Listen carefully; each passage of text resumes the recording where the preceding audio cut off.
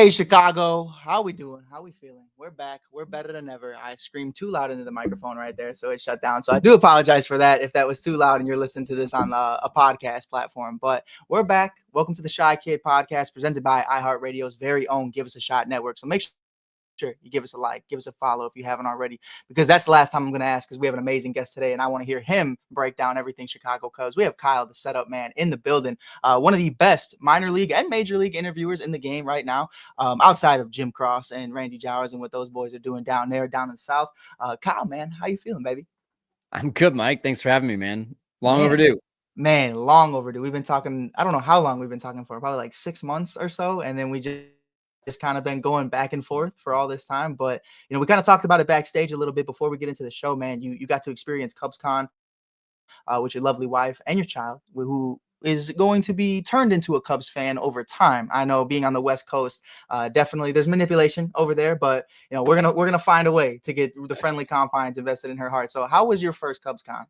No, that was my second one, man. I went last year. Yeah, I went last year too, and that it was cool. It was two different experiences. In 2024, I got to go for my first time as a fan, and stars in my eyes, and just like all these feelings and everything kind of bottled up. My wife was like, "You're having a good time, aren't you?" And I was like, "Oh, I'm having a good time." And so that's when our daughter was still not exposed to the dark side of the Dodgers. So she was at that point a Cubs fan.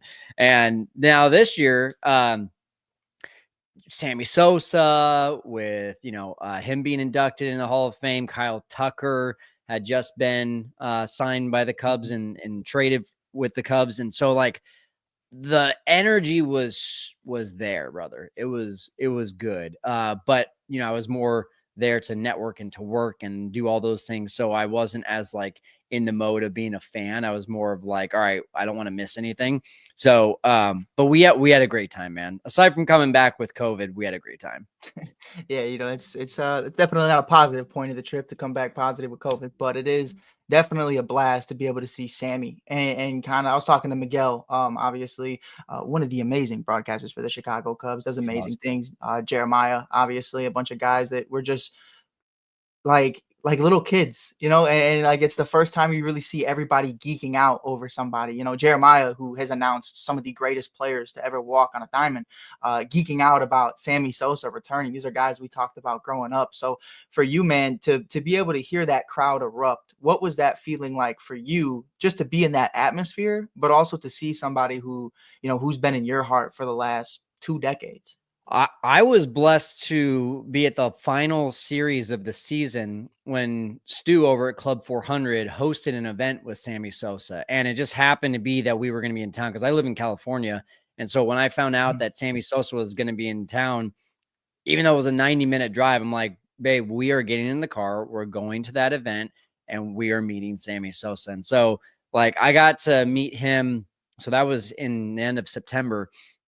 That was kind of the pinnacle for me. So this CubsCon, it was cool. But at that event, Matt and Sam from Locked On are there. Cody's there from CHGO. We're all kind of talking. We all kind of agreed at that point. It felt like something was in the air. Sammy had finally said, "Hey, I've done my part.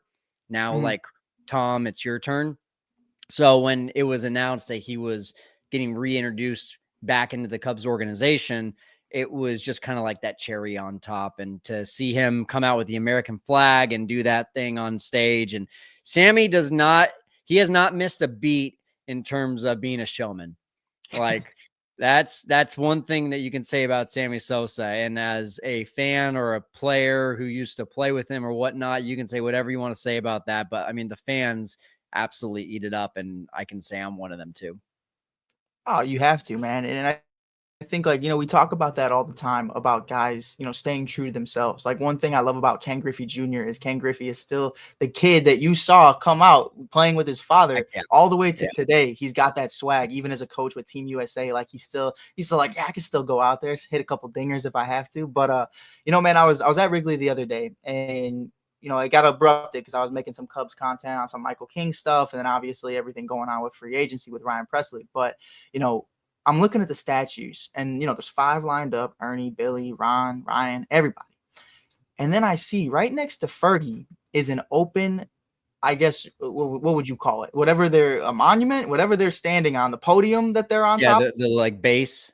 there's a sixth one and it's empty. There's nothing there. So I look at the security guard who I used to work with him when I was working at Wrigley as grounds crew. And I'm like, hey, can I ask you something? And he was like, yeah. I was like, there's always been a 5, right? He's like, yeah, there's always been 5. I was like, why is there a 6th one right there? And he was like, I don't know. And I was like, slamming Sammy? And he was like, I don't know. And he just kind of looked at me and smiled. So what do you think, Kyle? We obviously have Sammy inducted into the Cubs Hall of Fame. Yeah. Is a statue in the works for Steele and them boys to be watching it? It's got to be. I mean, as soon as he was announced that he was in the Hall of Fame, like, I think the question as a Cubs fan was, how back is he, right? Like, is it just like, hey, we welcome him back. He's going to come like to a PR stunt, yeah, get some Cubs Con tickets sold. But as soon as they announced right away that he's in the Hall of Fame, I think that was the like all in. Sammy is fully back. So it would shock me if they didn't make a statue at this point. You can't be in the Hall of Fame, be the organizational leader for home runs, have literally changed an entire generation of Cubs fans and not have a statue, but be in the Hall of Fame. It wouldn't, that doesn't math. So yeah, it's gotta be, man. I think you're onto something. Yeah, for sure. I mean, it has to be. And if it's somebody else, like I'm on board for anybody. I'm always down for another statue, especially the way they go about it, having them all lined up right there in the yard at Gallagher Way. Because you think about it in your head and you're like, damn, including the Harry Carey one, there's already 6 of them. So like, how are you even going to like make that look appeasing around the ballpark? But to have them all lined up outside of the Harry Carey, I think they do it really well. And even to a point where, someday down the line, if they do a KB or a Riz or a Baez or maybe one of all 3, they'll just, I think you got to do that entire, almost like that Army flag one that's so famous. Like, you got to have the entire photo that we saw. What is it? At last from the Chicago Tribune, where they're all hugging on the sound. Like, I think that's got to be it. So I want to ask you about that because there's always that one famous picture where Rizzo's jumping on top of Baez, Russell and Javi are kind of hugging. Then there's Monty and Coughlin. People forget Cog was even on that team. Like Cog was a dog. Like remember that backflip in Toronto? I'll never forget it. But in that statue, and I'm not, we can brush past this question if you don't want to get into that conversation, but in that famous picture, they talk about making that one statue of all of them kind of hugging. Do you keep Russell in that, or do you think that's, you know what I mean? You think you just crop him out of the photo there? I don't know, man. It's tough, right? Yeah, I don't even know if I want to touch that question. I just don't. I don't have enough of an opinion. Yeah. I mean, because the argument against it is like, well, then why is Aroldis Chapman still a Major League Baseball player? Because, they went through very similar things from what I understand. I haven't done all the research, but of course, I don't know, man. I know that's a touchy one, but we saw it I think that's like a survey of the fans kind of question. Like, do we put them in or not? Sure. Right. And that's where I saw it. It was in the comments, and one person commented it when I was at the statues the other day. And there was like 40 comments of people saying, no, you got to crop them out. Or one guy said, well, you got to wait, like how they waited with Sammy to see maybe if they rehash later on. I'm like, that's 30 years, brother. Like, that's a long time. So like, I don't know, but that was just something I wanted to pick your brain on. And I love the PR professional answer. So shout out to Kyle for that. And I'm happy we didn't. I'll give you a real answer. Where I lean towards is no. Like that's what I say. Yeah, you've done something that's really inexcusable from a human being standpoint. And if I had to if you put a gun to my head and said you have to make a decision, the answer is no. That's where I'm at. And I'm happy we don't make those decisions because that's not something I want to deal with from backlash, whether you put them in or not. You know what I mean? So just wanted to get that one passed. I almost didn't have it in this segment, but I just wanted your opinion on it because, who's better to talk to than the man himself? But I kind of want to get into something with you, man. You got a chance to meet Matt Shaw the other day at CubsCon, which I thought was really cool. This is a kid who has no social media whatsoever. So if Kyle and I attempted to message him, we would need his Gmail account from what I've heard in different interviews with him. This is a guy who, is straight to the point. He wants to work. He wants to focus on life with I believe, what is now his fiance or his wife. All these young guys getting married, Kyle. It's crazy to me. It's But, crazy. and you have Ben on later. Ben is also, lovely, lovely family, lovely thing he's doing over there. But getting into it, man, Matt Shaw, 2025. I want to start off by asking you this. Do you remember the third baseman of the Chicago Cubs in 2014? Was it Luis Valbuena? I believe it was Mike Olt. Mike Old. Oh my gosh. Yeah. So I asked that question because to go into this one, we need to go back to the past with Chris Bryant. Obviously, everybody and their mama was excited for Chris Bryant. You remember the original commercial with Red Bull where he's standing at the bus in Des Moines, Iowa with a goat in his hand. And it's like the craziest interview. And obviously we're already getting ready for like the billboards and everything going on in front of Wrigley. Hasn't even played a game. Yeah. Everybody's talking about right now how the Chicago Cubs need an Alex Bregman or a Yoan Moncada or a security blanket, just in case Matt Shaw doesn't pan out. But I ask you this. In 2014, when Mike Olt was the third baseman of the Chicago Cubs, we didn't prepare for a backup outside of Chris Bryant. So I want to ask you on your take. Do you think we need a security blanket just in case Matt Shaw doesn't pan out? Or do you think, hey, just like we trusted Chris, you kind of just got to roll with the guys you believe in? The answer is yes, we do. And I think we already do have at least partially that in John Birdie. And here's why. It's two different generations. In 2015, when Chris Bryant came up, the discrepancy between AAA and the majors was not as significant as it is today. It's a whole different league, brother. So like, to me, there's only so much that's projectable from AAA into the majors. Whereas back when Bryant was in Iowa, like you could assume maybe a little bit of regression to the majors, but the pitching in 2015 wasn't nearly what it is today. So to me, I mean, I was kind of talking about this on a live stream we were doing in our Facebook group the other night. You've got John Birdie now.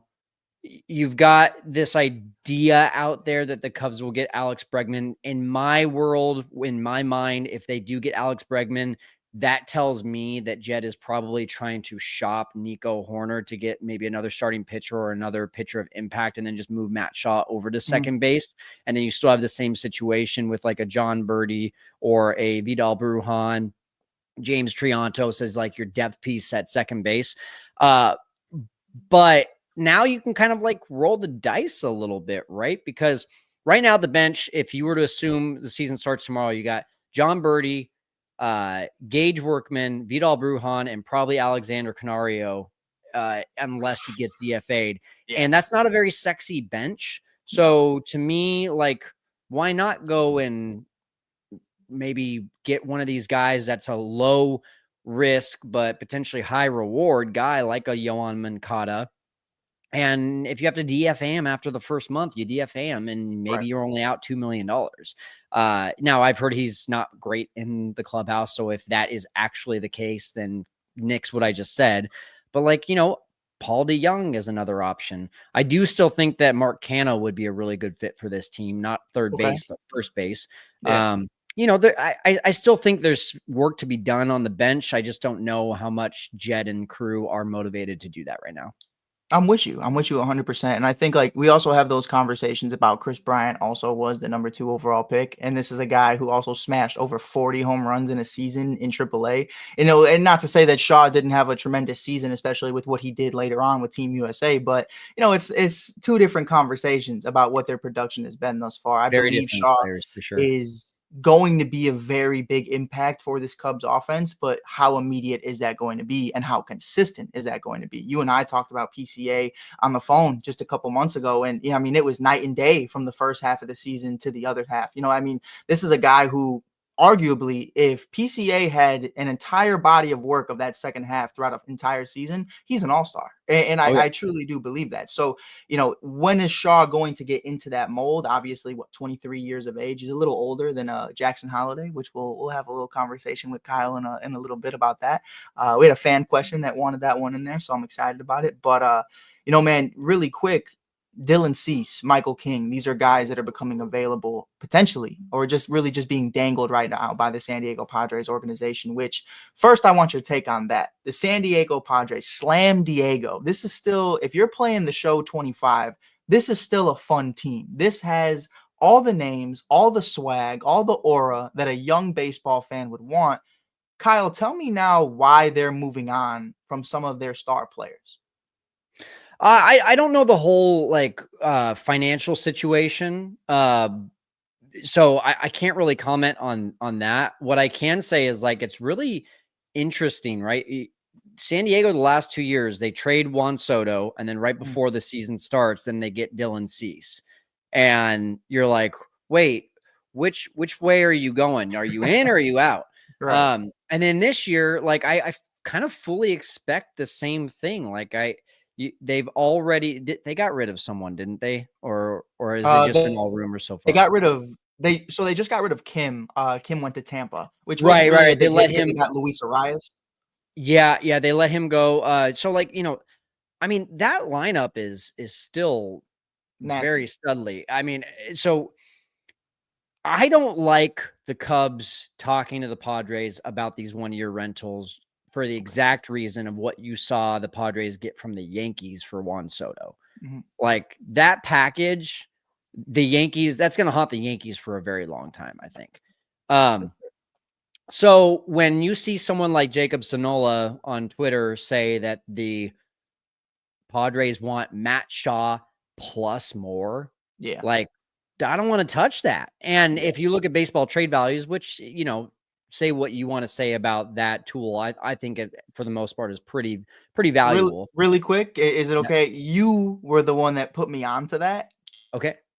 Best $25 I ever spent in my life. Yeah. I've just Yeah. literally 3 a.m, I'm up, go to the bathroom real quick, and here I am just making trades. And I'm like, Yeah. maybe I'm better at this than I thought. Like, It's good. It's good. There's a couple things that I'm like, wait a second. Like they value Kevin Alcantara over Owen Casey. So like stuff right. like that, I just kind of raise my eyebrow a little bit. But Yeah. if you look at Matt Shaw and you just do a straight up trade for Matt Shaw and Dylan Cease or Matt Shaw and Michael King, it shows that the Cubs are giving away way too much value. Yet the Padres want Shaw plus more. I think the Padres will get what they want because they have two of the best starting pitchers in the game, and starting pitchers have so much value right now in the marketplace. I mean, when you have to sign Matthew Boyd to $14.5 million per year, that just gives you an idea of what the starting pitching market is all about right now. So I don't know, man. I think to answer your question, I don't know much about the Padres' financial situation. I do know they're going to try to get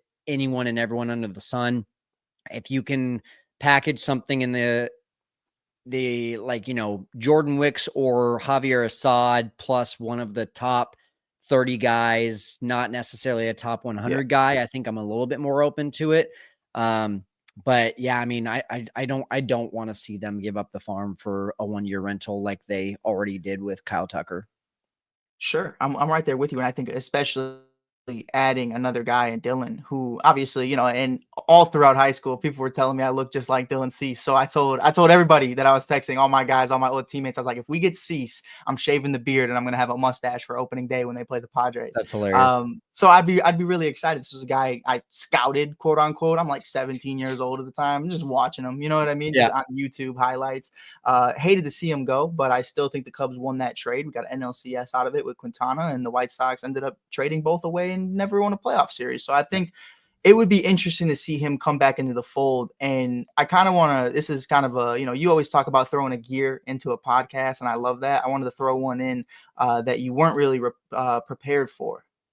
I've noticed Jed Hoyer's bringing back a lot of guys that Theo Epstein traded away. How interesting has that been for you to kind of see guys that maybe Jed was the one that didn't want to see them go, or just understandably understanding the situation said we had to part ways with, to see a few familiar faces over the years come back, even a Jake Arrieta come back. Now you're seeing other guys, maybe a Dylan Cease.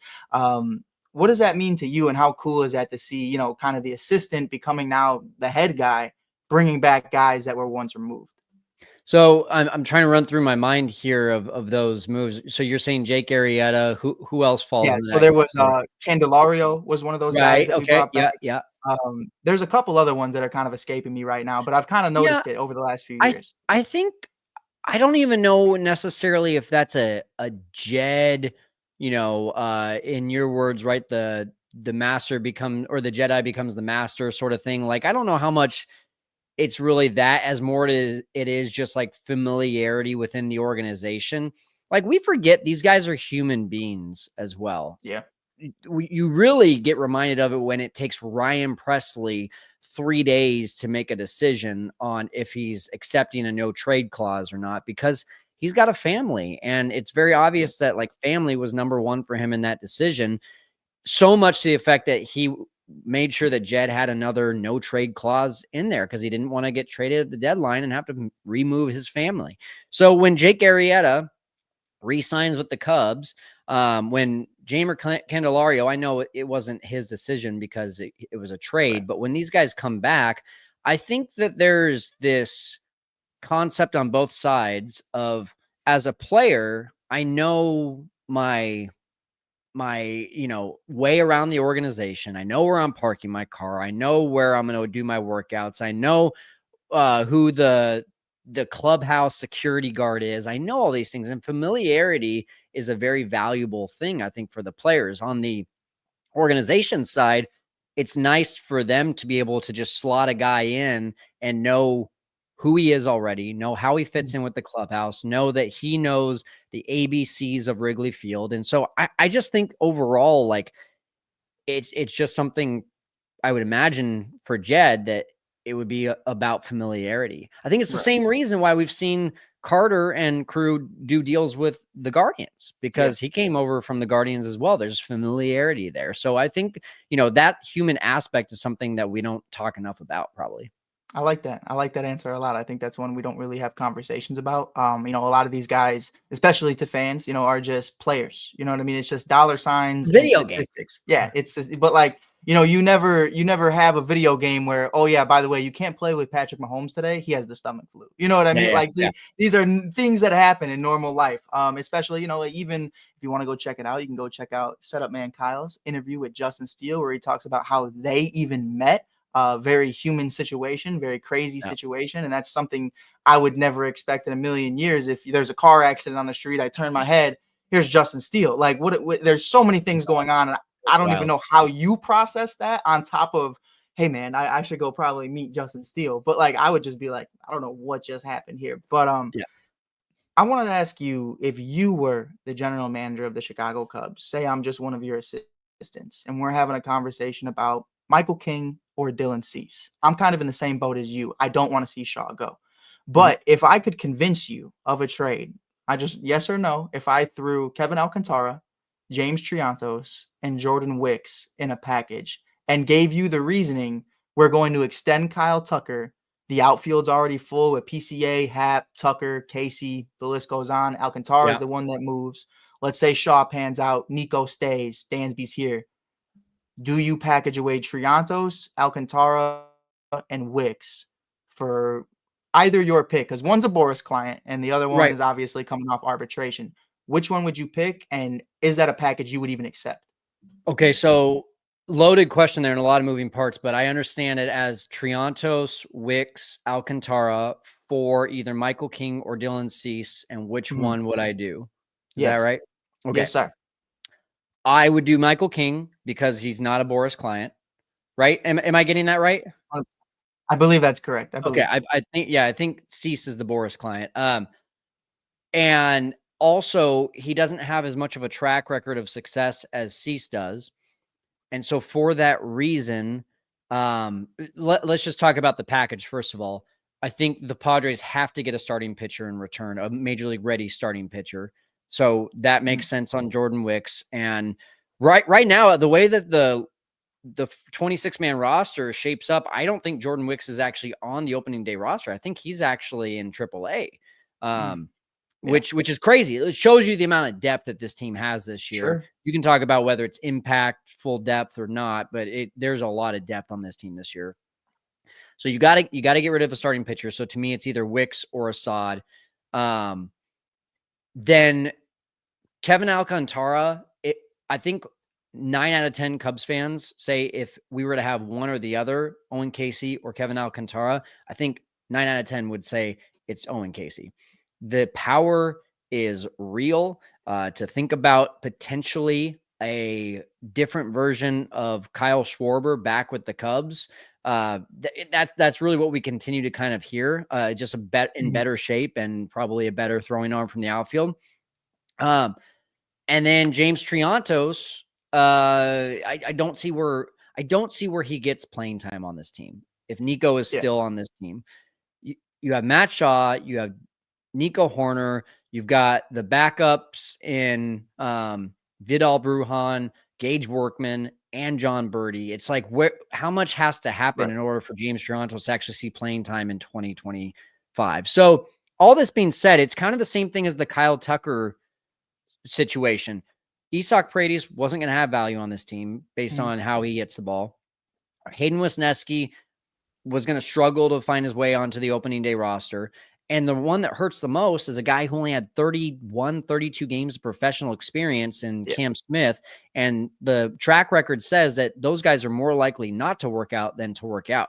So to me, that hurts a little bit less, in my opinion.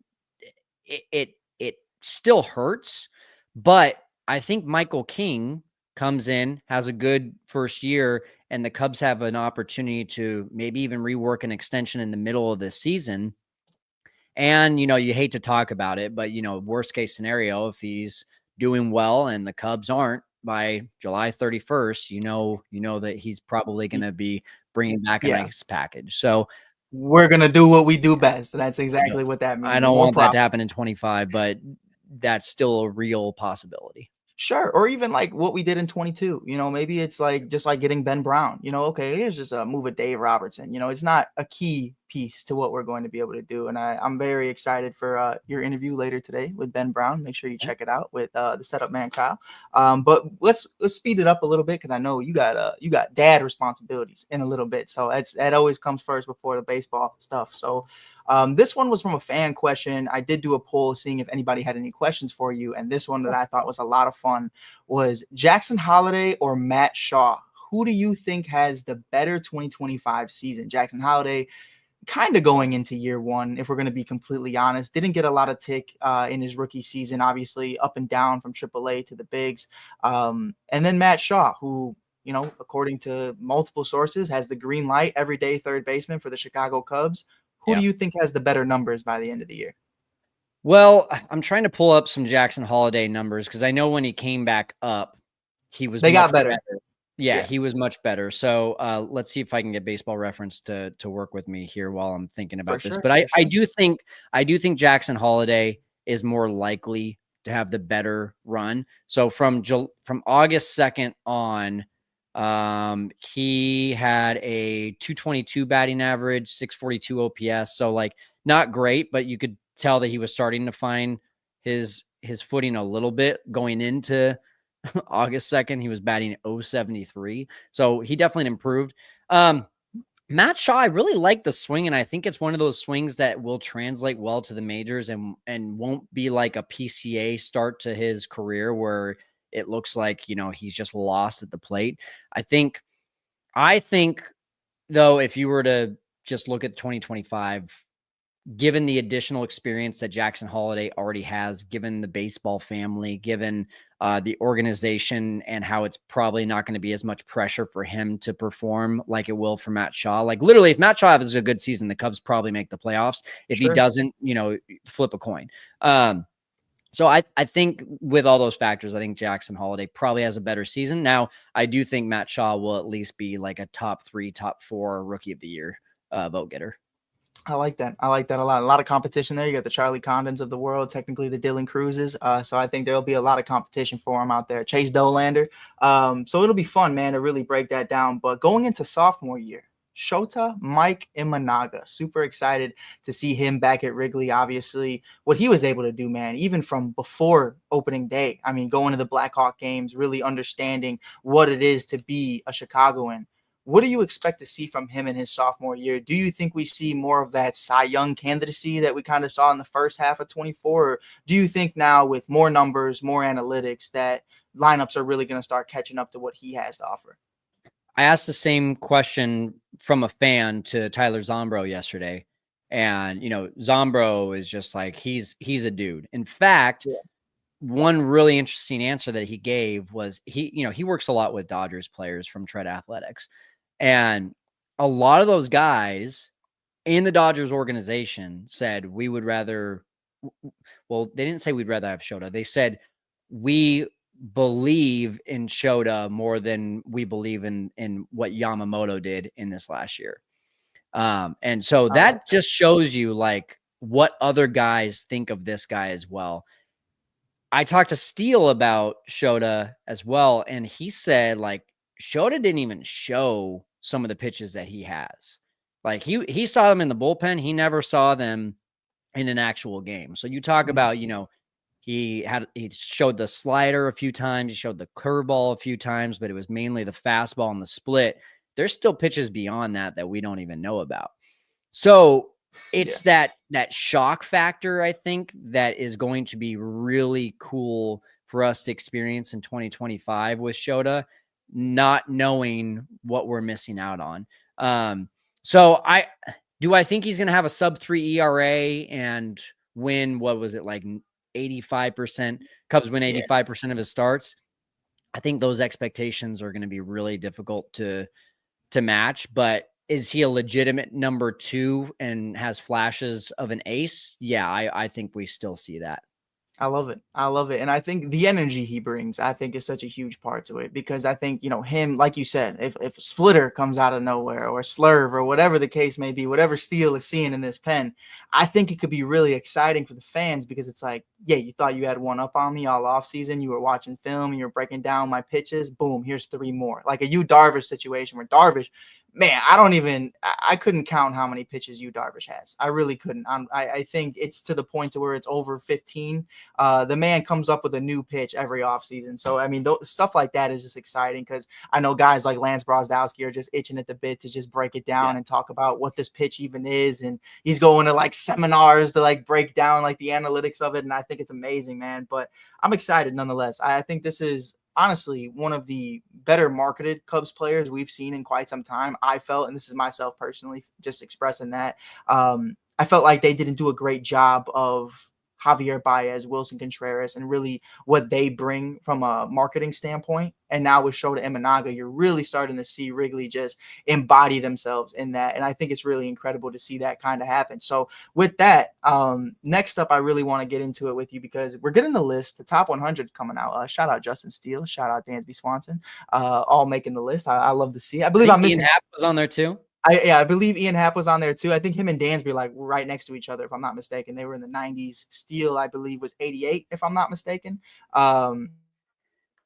But getting into PCA, going into technically year 2, year 3, whatever you want to call it, do you think by the end of the year, Pete Crow Armstrong could be a top 5 center fielder in baseball? I think Pete Crow Armstrong should win a Gold Glove if he plays 150 games this year. I think he wins a Gold Glove.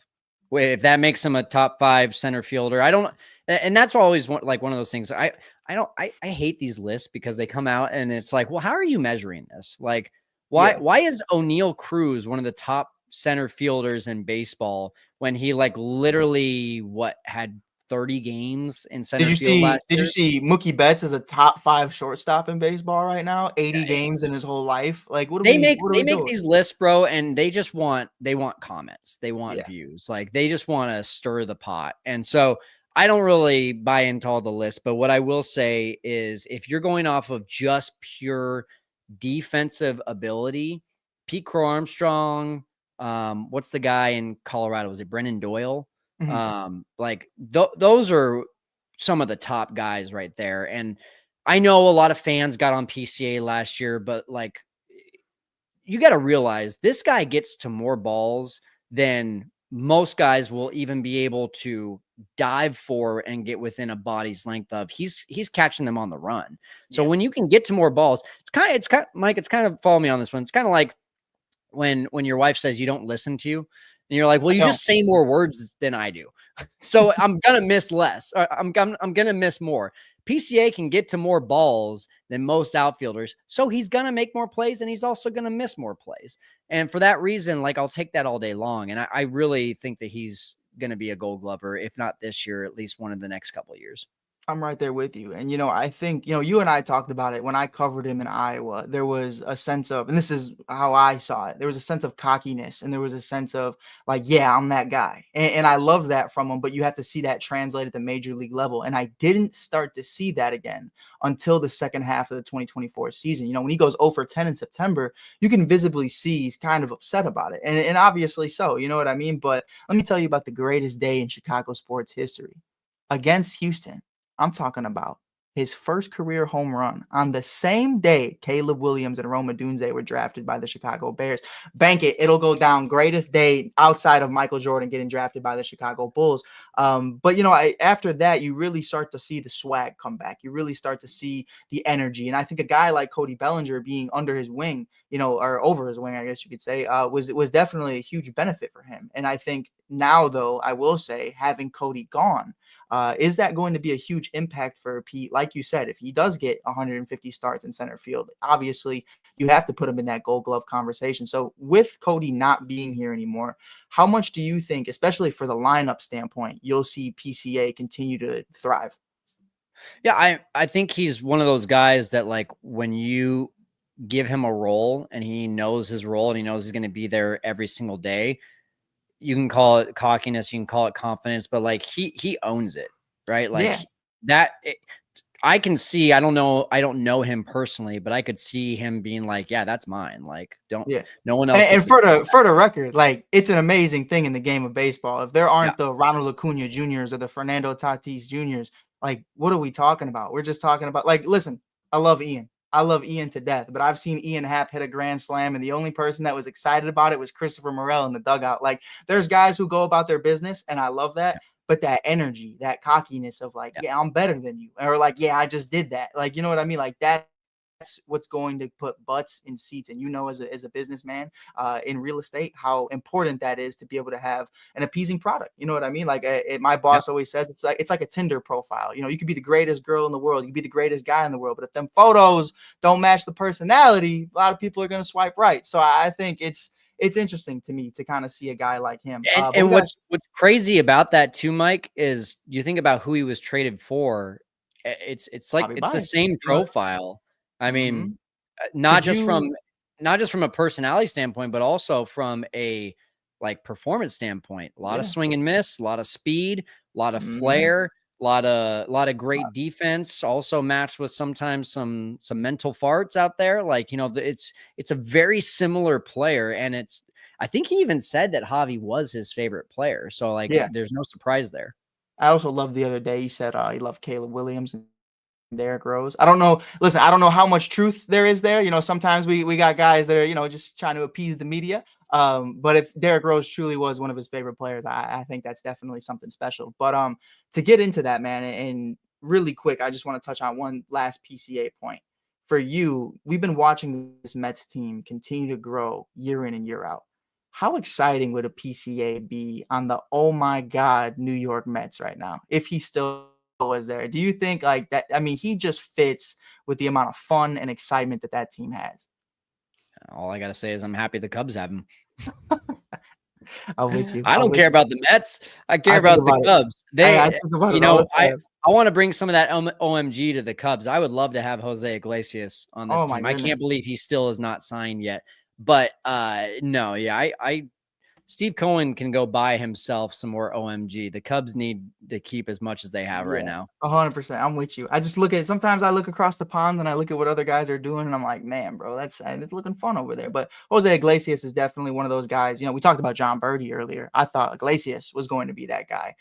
To kind of bring in and potentially moving a Nico Horner. Maybe that's your guy who's just going to hit for contact and really just be the best version of himself every single day. So that's really where I was at with that. And we don't have to touch too much on it. But for you right now, let's fast forward to September 2025. The Chicago Cubs are in first place. Everything's going beautiful. Everything we could have thought is exactly what is happening. Who do you see being the everyday closer for the Chicago Cubs? Now, there's the Ryan Presleys, there's the Porter Hodges, there's obviously the Luke Littles. or could you see a trade potentially happening at the deadline if maybe a Ryan Presley, which, a lot of people have openly said this could be the next, Yency Almonte, the next Hector Neris. Where are you at right now as it pertains to that? Do you think we have it in-house already? If let's just even back it up like a month and a half and say that the Cubs are in first place July 30th. Mhm. I think about the 2016 team, and we had a decent closer in Hector Rondon. He put up Yeah. numbers, like he was good. Yeah. You think about the 2015 him locking down the NLDS, and those fist pumps as we walk all over the Cardinals at Wrigley Field. Yep. Like he was good for a couple of years. I Yeah. think Ryan Presley fills a need for the Cubs right now. And that need basically looks like, hey, we don't know if Porter Hodge can go out and repeat what he did in 2025 like he did in 2024, nor do we think that we should put that kind of pressure on him because we saw what happened when we did that with Adbert Alzolay. So I think it fills a need right now. If the season started tomorrow, the closer to me is Ryan Presley. But if Ryan Presley has a 3.50 ERA and has blown 5 saves come the trade deadline, I think you better believe that the Cubs are going to go try to get a legitimate closer, move Presley to the 7th or 8th inning, which moves Porter Hodge from the 8th to the 7th. And now you've just really solidified that bullpen with a legitimate back of the bullpen arm. I don't know who that is because we need to see how the season shakes out, but I do see that maybe even a starter being a guy at the trade deadline that us as Cubs fans this offseason, we were waiting for that big starter. We were waiting for that big closer.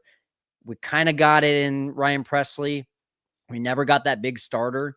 I think that would happen at the trade deadline if they are in first place or at least hovering around there. For sure. And this conversation is only happening right now because of what wasn't able to happen this offseason. And I wanted to talk to you for our final question about Kyle Tucker. I was really excited about it, but hopefully we'll have you back on another day before spring training or when you're at spring training, and we'll be able to dive into what you've Wait, seen. you're not going to ask me the question? I got a better one for you. I Okay. kind of, I've been sitting on it, and that's the reason why we had this last question, and I wanted to dive it into our Leave final me one. begging for more. Yeah, gotta have you wanting to come back somehow, but in all seriousness, man, you're in real estate. So as a businessman, I just want to talk to you about the deferred money. The Chicago Cubs offer $66 million to Tanner Scott. Obviously, the Dodgers, who offer more, but still gets less until he's the age of 45, ends up going to the Los Angeles Dodgers. That's fine. We'll get Kirby Yates. Nope. We want Kirby Yates. They also get Kirby Yates. Okay. Who can I have? We brought back Hughes. So there's another Hughes in the building, which gives me another reason to just whip out the jersey. So that's pretty cool for my end. But outside of that, it doesn't really benefit anybody. We really need the Dylan Cease look-alike. We need a look-alike name and a look-alike face. Oh, I would lose it. I would lose my top. The only one I didn't rock with was when Bears fans hated me because I looked like Mitch Trubisky, and I hated that so much. They'd be like, "You look like Mitch," and I'd be like, "Thanks." And they'd be like, "It's not a compliment," and I'd be like, "All right, no. it's what it is." But no, man, you're in real estate, and when someone wants to buy property, they pretty much have the money up front for the majority. There is no deferred salary. So as a businessman, how do you feel about all the deferred money, over $1.2 billion in the Dodgers organization right now? A lot of fans say, well, if they can do it, we can do it. Everybody else should just be doing it then. Why aren't we doing it? We can't be mad. How do you feel about it from a fan point, but also from the business side of it? So to correct you, there is a way to defer money in real estate. I won't take time to explain that right now, but there is basically real estate's version of what we'll chat about it. We'll chat about it. Great way to buy properties, by the way. But I don't quite understand it from a Dodgers standpoint, and here's why. And Jed talked about this at CubsCon. One of the fans had asked, like, why don't we defer money? And he basically said, so Shohei signed for $70 million a year. The deferral is 68 per year. Apparently there is some rule by the league that a certain amount of that money still has to go into an escrow account. So it's not like they're just pocketing 68 and being like, those are future problems. It's right around whatever the AAV is for Shohei. I think it's in the neighborhood of like 46 million. That has to go into an escrow account. So that money still goes somewhere. So my question becomes, because I don't understand the full semantics, just like, why would the Dodgers not want to just put that in Shohei's pocket? Maybe it was Shohei's thing. Maybe he thinks, well, in 10 years, I'll be living back in Japan and the taxes are better there than they are in California.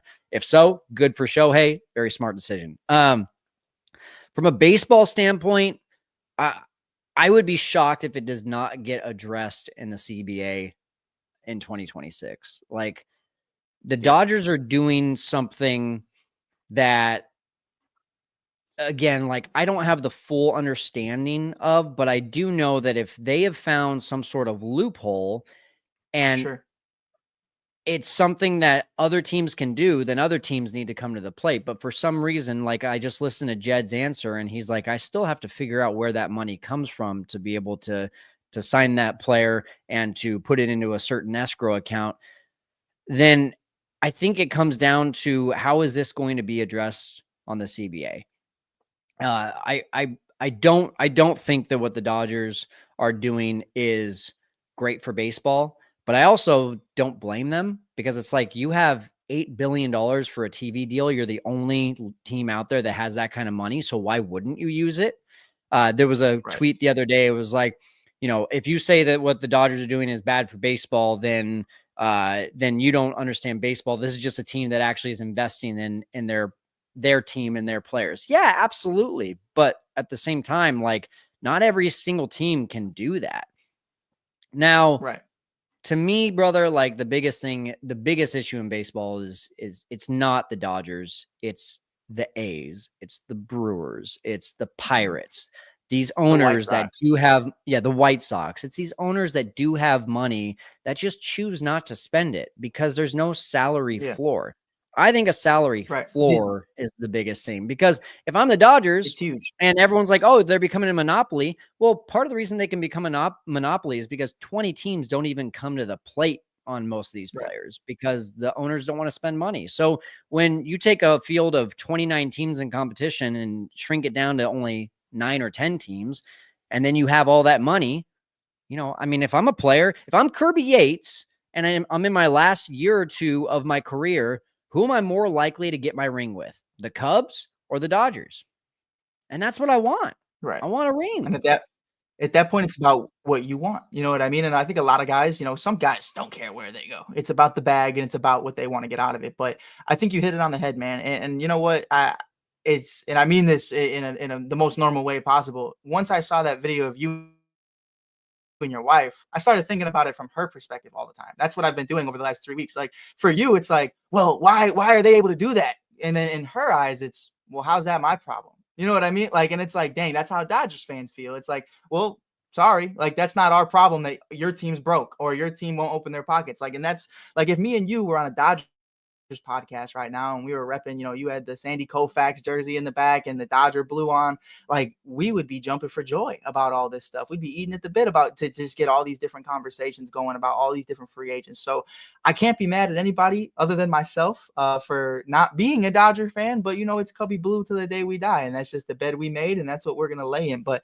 Kyle, man, we appreciate you being here, brother, and it was a bunch of fun. I know we've been trying to get this going for a long time, but really quickly before you go, where can everybody find you? Where can they find you on socials? And how can they watch some of the best Chicago Cub interviews out there right now that isn't by Book?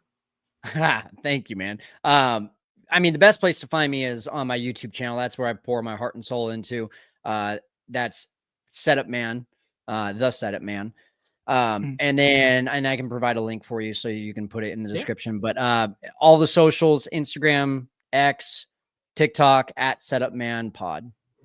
100%. Kyle, we appreciate you being here, brother. Hopefully next time we'll see Kyle Tucker hitting home runs in Mesa, Arizona. We'll have you on again. Until then, man, I appreciate you guys for tuning in. This is Mike Hughes from the Give Us a Shot Network. Give us a shot if you haven't already. Give us a follow. Until then, peace.